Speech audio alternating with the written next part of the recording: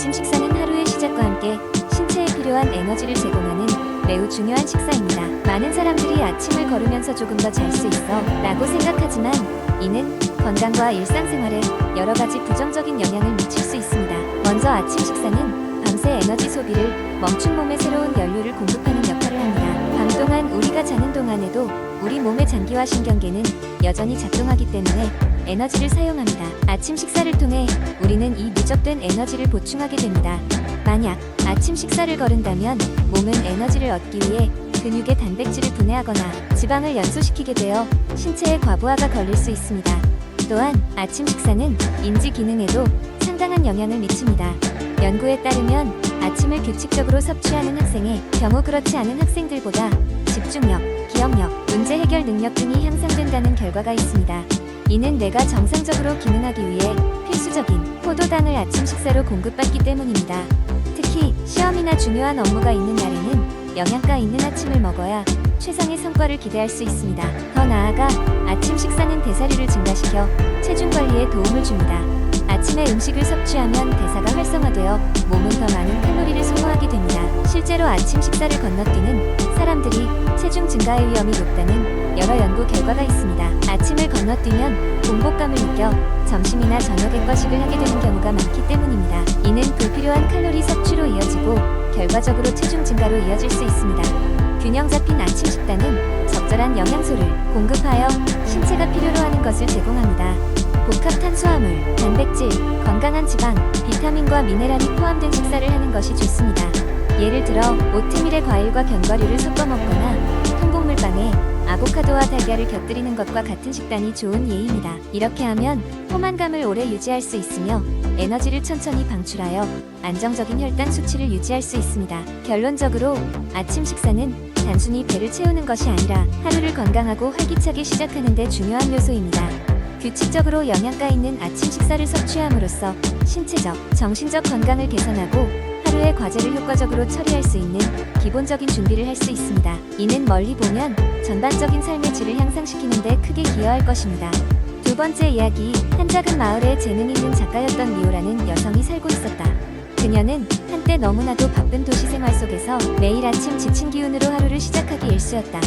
항상 늦게 일어나고 허둥지둥 출근 준비를 하며 제대로 아침을 챙겨 먹지도 못한 채 집을 나서곤 했다. 그랬던 그녀가 어느 날 보다 활기찬 아침을 가꾸고 싶다는 일념하에 생생한 아침을 시작하는 최고의 습관 7가지를 찾기로 마음먹었다. 첫 번째 습관은 전날 밤 일찍 잠드는 것부터 시작되었다. 리오는 저녁 10시에는 침대에 눕기로 결심하고 자기 전 핸드폰을 멀리 두었다. 이는 처음에는 쉽지 않았지만 서서히 규칙적인 수면 패턴이 자리를 잡아갔다. 덕분에 아침에 일어날 때 개운함을 느끼게 되었다. 둘째로는 그 유명한 물 한 잔 습관이었다. 아침에 눈을 뜨자마자 바로 맑은 물 한 잔을 마셔 몸을 깨운다는 것이었다. 리오는 침대 옆에 항상 물을 두어 아침 기상 시 자연스럽게 이 습관을 실행할 수 있었다. 이 간단한 변화 덕에 리오의 몸은 수분을 유지하며 하루를 시작할 수 있었고 생각보다 큰 에너지를 얻을 수 있었다. 세 번째로 리오는 명상을 아침 루틴에 추가했다. 처음에는 평화로운 음악과 함께 단 5분간의 명상으로 시작하여 점차 시간을 늘려갔다. 이 짧은 시간이 그녀의 마음을 차분하게 만들고 긍정적인 생각으로 하루를 시작할 수 있게 도왔다. 네 번째 습관은 몸에 활력을 불어넣어줄 스트레칭이었다. 여유로운 아침 시간을 조금씩 확보하자 그녀는 간단한 스트레칭 루틴을 만들었다.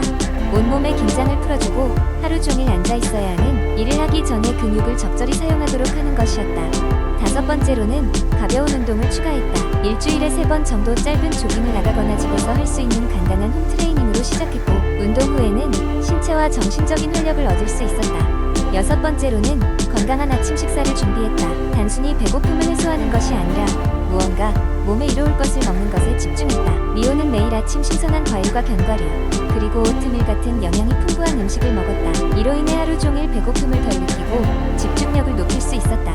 마지막으로 리오는 아침 저널을 쓰기 시작했다. 하루의 시작을 앞두고 그녀는 노트에 그날의 목표와 감사하는 것들을 적어나갔다. 이는 그녀의 하루를 긍정적인 시각에서 바라볼 수 있게 도와주었고 작은 것이지만 행복감을 느끼게 해주었다. 이 7가지 습관으로 인해 리오의 하루는 놀라울 정도로 달라졌다. 아침마다 기운 넘치고 활기차게 시작할 수 있었으며 그것은 그녀의 창작 활동에도 눈에 띄는 변화를 가져왔다. 마을의 모든 사람들이 그녀의 변화를 알아보기 시작했고 아침 습관을 따라하는 사람들이 점점 늘어났다.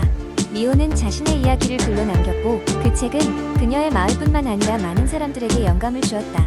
삶의 작은 변화들이 어떻게 더 큰 긍정적 변화를 만들어낼 수 있는지를 깨닫게 해준 순간이었고 그 덕분에 매일 아침이 더욱 특별해졌다. 세 번째 이야기. 매일 아침마다 알람 소리에 천천히 눈을 뜨는 것이 익숙해진 지 오래였다. 몸은 무겁고 머릿속은 여전히 잠에서 깨어나지 못한 듯 혼란스러웠다. 그러던 어느 날 우연히 친구와의 대화에서 아침 스트레칭이 정말로 몸에 좋다는 이야기를 듣게 되었다. 그리하여 나는 별로 어렵지 않겠지, 그냥 한번 시도해보자라는 가벼운 마음으로 아침 스트레칭 루틴을 시작하게 되었다. 첫날은 날씨가 화창했다. 창문을 열고 신선한 공기를 들이마신 후 온라인에서 찾아본 쉽게 따라할 수 있는 아침 스트레칭 루틴을 시작했다. 첫 번째 동작은 해를 향해 양팔을 쭉 뻗는 동작이었는데 마치 태양을 끌어안는 느낌이었다. 아직 굳어있는 몸이 조금씩 풀리는 것을 느끼며 나는 점점 자신감이 생겼다.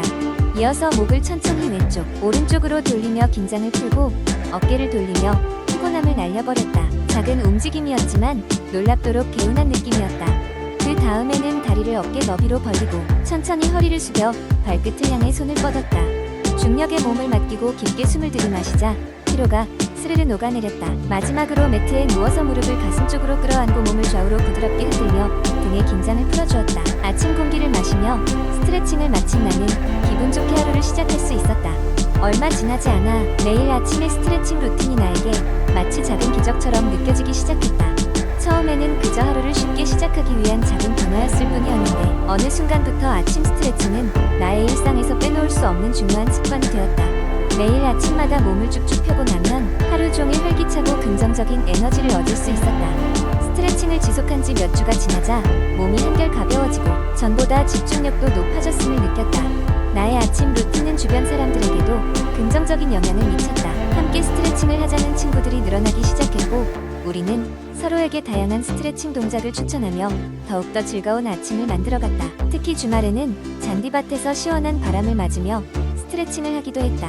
어쩌다 아침 스트레칭을 놓치게 되는 날이면 하루가 굉장히 무겁게 느껴졌고 그만큼 스트레칭이 나의 하루에 얼마나 큰 힘이 되는지 깨달을 수 있었다. 이처럼 간단한 습관의 변화가 가져다주는 삶의 긍정적인 변화는 내게 큰 감명을 주었다. 아침 스트레칭 루틴은 단순한 체조가 아니라 나 스스로를 위한 소중한 선물이 되었다. 이제 나는 자신있게 말할 수 있다. 아침에 몸을 깨워주는 스트레칭으로 우리는 하루를 행복하게 시작할 수 있다고. 네 번째 이야기. 구름과 속삭이는 숲으로 둘러싸인 작은 마을에 엘라라라는 노인이 살고 있었습니다. 그녀는 전통적 치료법과 건강 치료에 대한 방대한 지식으로 유명했습니다. 허브가 천장에서 매달려 있고 카모마일의 부드러운 향이 퍼지는 그녀의 아담한 오두막은 마을 사람들이 그녀의 조언을 구하기 위해 자주 모이는 장소였습니다. 전통적인 방법을 고수하면서도 엘라라는 독서를 즐기며 이해와 논리의 힘을 믿고 있었습니다. 그녀는 건강 관련 저널을 구독하고 현대의학의 연구 결과를 받아들였습니다. 그녀는 종종 벽난로 옆에 앉아 깊은 밤까지 의학 문헌을 넘기며 시간을 보냈습니다. 어느 쌀쌀한 가을 저녁, 엘라라는 마을 사람들을 초대하여 그녀를 괴롭히던 주제에 대해 이야기하기로 결심했습니다. 그것은 여전히 사람들을 혼란스럽게 만드는 여러 건강 신화들이었습니다. 황혼이 내려앉아 마을을 부드러운 빛으로 감싸자 호기심 많은 마을 사람들이 그녀의 아늑한 거실에 모였습니다. 모두가 따뜻한 허브차 한 잔을 들고 자리를 잡자 엘라라는 말문을 열었습니다. 친애하는 친구들, 오늘 밤 저는 우리의 삶에 스며든 건강 신화들에 대해 이야기하고 싶습니다. 겉보기엔 무해해 보이지만 실제로는 해를 끼칠 수 있는 것들이죠.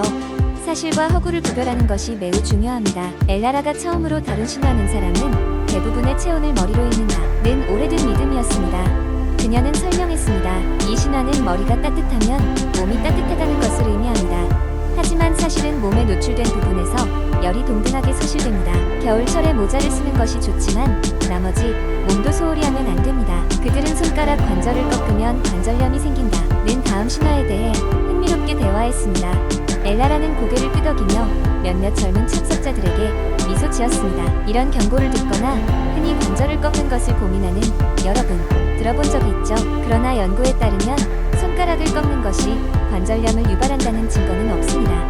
남들이 신경 쓰일 수 있지만 여러분의 관절에는 해가 되지 않습니다. 엘라라는 하루에 8잔의 물을 마셔야 한다는 잘못된 믿음으로 이야기를 계속 이어갔습니다. 듣는 이들은 놀라움을 감추지 못했습니다.